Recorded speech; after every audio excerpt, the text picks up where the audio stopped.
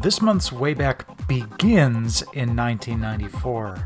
I'll clarify that later, but for now we're looking at the Saturn, the third console to get a worldwide release from the legendary Service Games. Like the rest of the fifth generation, it was a huge leap from the prior 16-bit platforms, fully embracing CD storage and polygon-based graphics. They didn't try to change much with the base controller though, as they kinda had a good thing going on with the Genesis 6-button variation. They added a pair of shoulder buttons and overhauled the cosmetics, but left the comfy ergonomics in place for what many consider to be one of the best controller designs to grace the gaming world.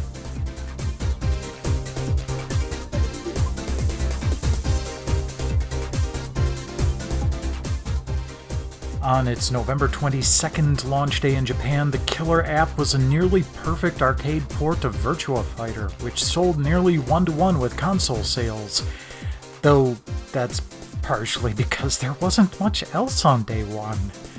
Clockwork Knight and Panzer Dragoon followed shortly after, and on a personal note, the latter was the first 5th-gen game that truly blew me away.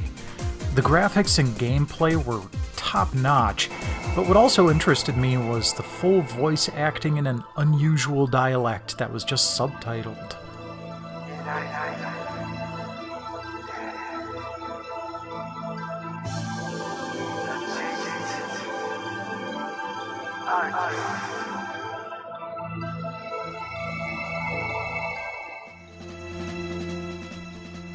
Sega got wind of Sony's upcoming PlayStation launch slated for September of '95, which was what they had planned for the Saturn. But more critical was that the PlayStation was going to sell for a full $100 less than the Saturn. $299.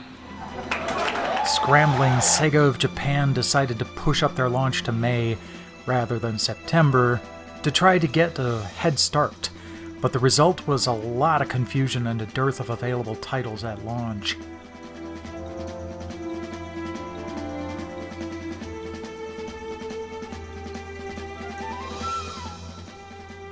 Despite this mismanagement and the oft-maligned system architecture, the console did get a good amount of amazing titles. Aside from the early hits of Virtua Fighter and Panzer Dragoon, Nights into Dreams was and still is a fan favorite.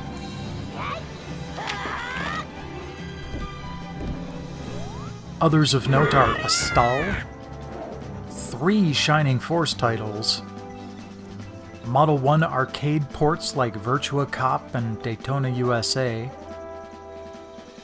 and scores of 2D fighting games from Capcom.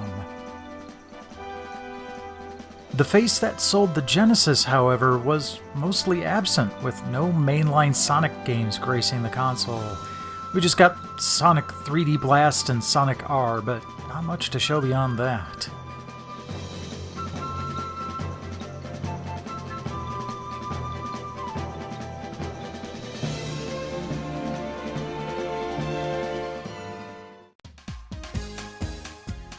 Those hits just couldn't stand up to the juggernaut that became the PlayStation, though, and in 1998, the Saturn was discontinued in favor of its successor, the Dreamcast.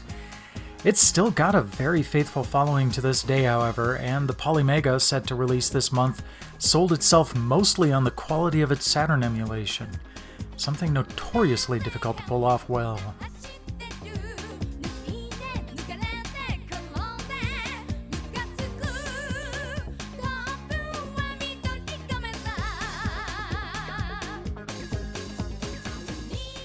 You know what? That brings up an interesting point.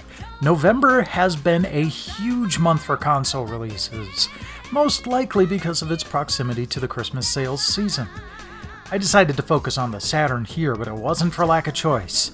There's the Fairchild Channel F, Atari 5200, Vectrex, Super Nintendo, Sega 32X, Atari Jaguar, Sega Dreamcast, Nintendo GameCube, Xbox, Xbox 360, PlayStation 3, Wii, Wii U, PlayStation 4, Xbox One, and this year we have the Polymega, Atari VCS, PlayStation 5, and the Xbox Series.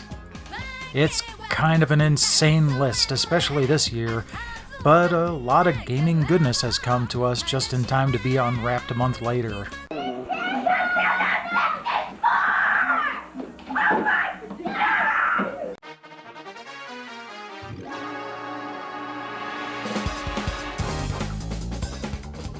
Got any great memories of the Saturn or of getting the latest hotness as a Christmas gift? Let me know in the comments below or on Twitter at TesseractUnfold. Meanwhile, like, subscribe, spread the word, and I'll catch you again next week. We want her and her database. I want you and your And attitude. if more cash cops happen to get terminated in the process? What? Cops, 2 more. What? What? Finish your sentence, you wiener.